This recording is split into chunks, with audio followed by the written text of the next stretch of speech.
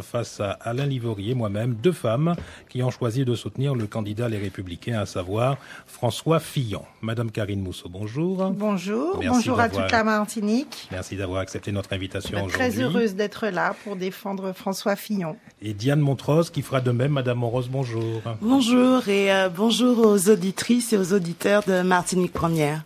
17% des intentions de vote pour François Fillon en cette fin de semaine, selon plusieurs sondages réalisés ces dernières 24 heures. Les chapeaux sont concordants. François Fillon dévisse, se voit distancé, est en baisse, n'en finit plus de décrocher, etc. Objectivement, mesdames, est-ce que vous avez encore la niaque pour faire campagne et répondre aux interrogations de vos sympathisants, car ils s'interrogent sur le terrain.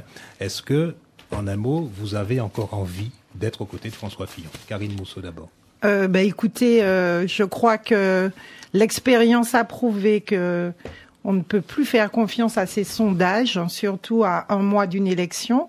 Et François Fillon l'a prouvé aussi, puisque si on avait écouté les sondages, il ne serait même pas au premier débat des primaires. Et en plus, il a été, contre toute attente, gagnant de ces primaires. Donc, forcément, nous avons plus que jamais la niaque et nous croyons vraiment en la candidature de François Fillon et en sa victoire, puisque c'est le seul homme capable aujourd'hui de redresser la France. Et je pense que cette majorité silencieuse, qui peut-être ne s'exprime pas lors des sondages, elle est là et qu'elle fera le bon choix, j'en suis persuadée. Diane Montrose, le doute ne vous habite pas? Je n'ai aucun doute, Monsieur Guy Etienne, je n'ai aucun doute parce que vous venez d'indiquer que le sondage le positionnait à 17%. Eh bien, vous savez, lorsque j'ai fait le choix dès le départ de soutenir François Fillon, les sondages le créditaient de 9%. Et puis, aujourd'hui, il a été gagnant de ses primaires à plus de 60%. Au mois de novembre. Et puis, je n'ai aucun doute parce que je ne soutiens pas un candidat en fonction de ses potentialités de sondage à gagner une élection. Je soutiens un candidat parce que c'est à la fois un homme, une méthode qui nous est proposée, et puis surtout un programme. Et j'aime beaucoup le rappeler, lorsque certains ont voulu aller à ces élections présidentielles 6 mois avant, 1 an avant, les programmes se sont faits un peu à la va-vite, dans les bureaux, avec une certaine bureaucratie que d'ailleurs le candidat François Fillon condamne. Eh bien, je soutiens un candidat qui, depuis 4 ans maintenant, puisque nous sommes en 2017, sillonne la France et a élaboré son programme avec des milliers et des milliers et des milliers de Français, y compris avec nous, les Martiniquais. Alain Livorier. Bonjour Diane Montrose, bonjour Karine Mousseau. Le coup médiatique de François Fillon, qu'il réalise lors de l'émission politique de France 2, est-ce que ça ne ressemble pas à l'attaque d'une personne aux abois? Écoutez, quand il parle d'un cabinet noir dirigé par François Hollande. Un candidat aux abois et pour cause, puisque je pense que tout le monde a bien compris, et vous aussi je l'espère, qu'il y a eu un acharnement et un complot médiatique pour empêcher François Fillon d'arriver jusqu'au bout. Un candidat aux abois acculé qui n'a plus d'autres... Non, il n'est pas acculé. Si François Fillon aujourd'hui, et je crois en l'honnêteté de François Fillon, s'il était coupable de quoi que ce soit, je pense qu'il aurait pris la décision responsable de se retirer de ces élections. S'il est allé jusqu'au bout et s'il ira jusqu'au bout et qu'il gagnera, vous le verrez, c'est parce qu'il n'est pas coupable et la justice le prouvera.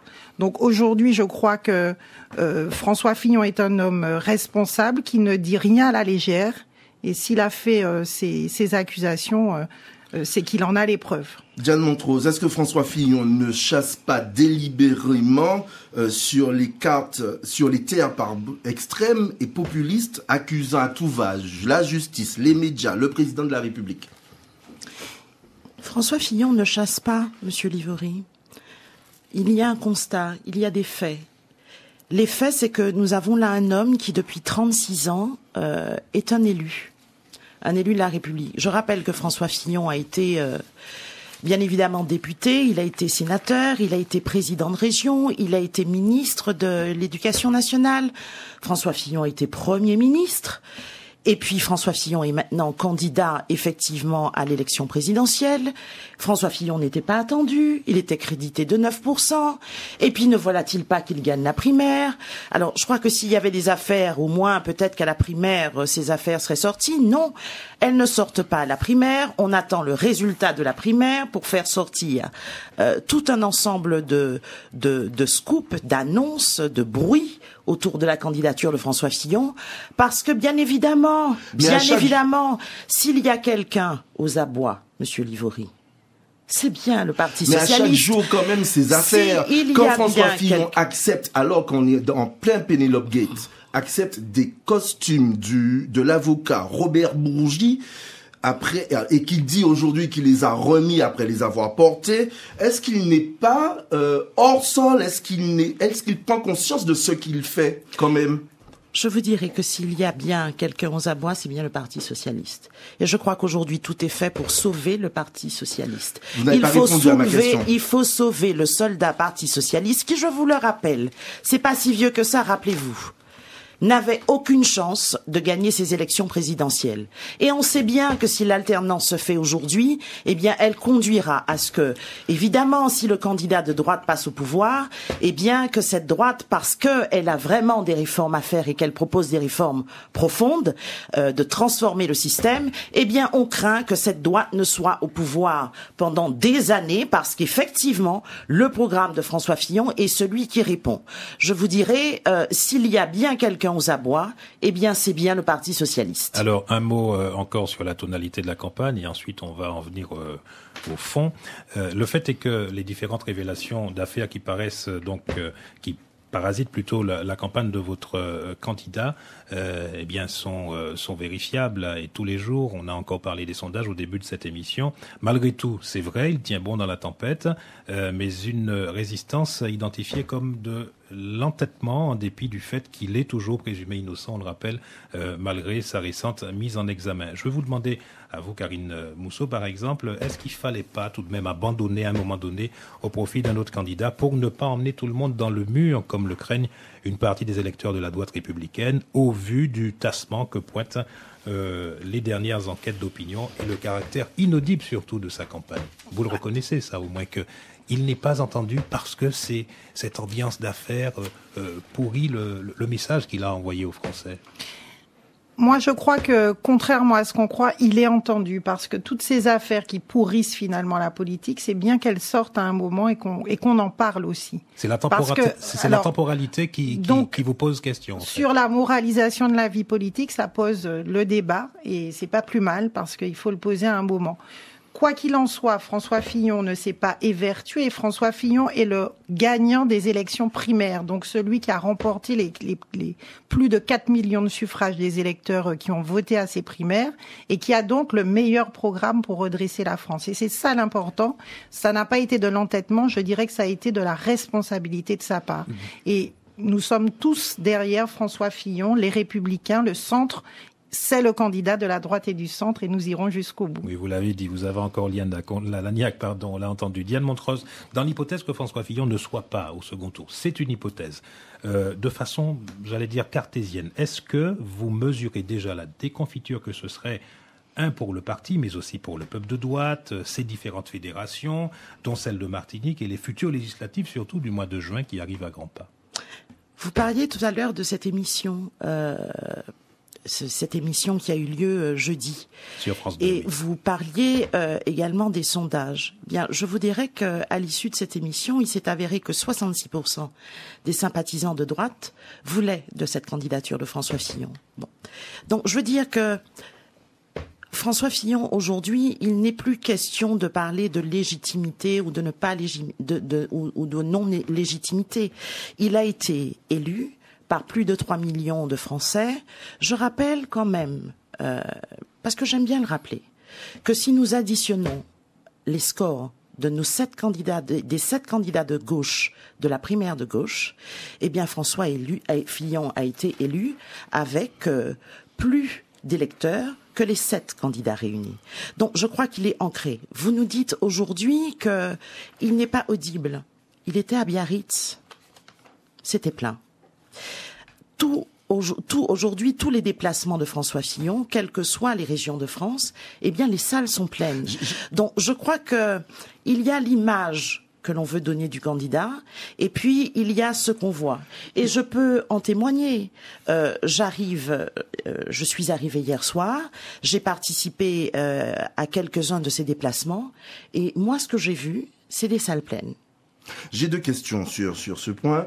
Est-ce qu'aujourd'hui, François Fillon n'est pas plus audible quand il se positionne en tant que victime que lorsqu'il parle de son programme? Le programme, on va en parler plus tard. Je ne crois pas que François Fillon se positionne en tant que victime. Je crois que François Fillon, ça a été clair. Vous savez, la fiche de campagne dès la primaire de François Fillon était la suivante: le courage de la vérité.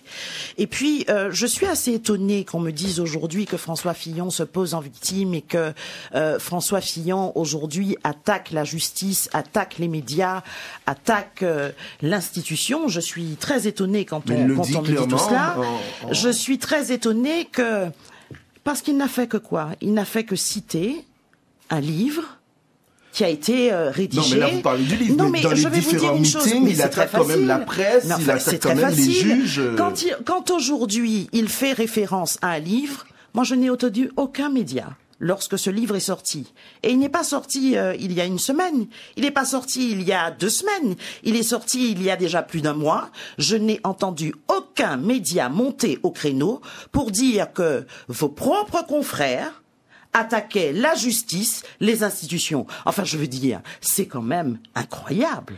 Si François Fillon le dit, il passe pour celui qui attaque les médias et la justice, et quand d'autres le disent et en témoignent à travers un livre ouvert à tous, où tout le monde peut lire, eh bien je ne crois pas que ceux-là soient taxés d'attaquer la justice et les médias. Donc Karine Mourceau, dans un concert de chefs d'État, dans un concert mondial de chefs d'État, la France peut aujourd'hui se permettre d'avoir un président mis en examen.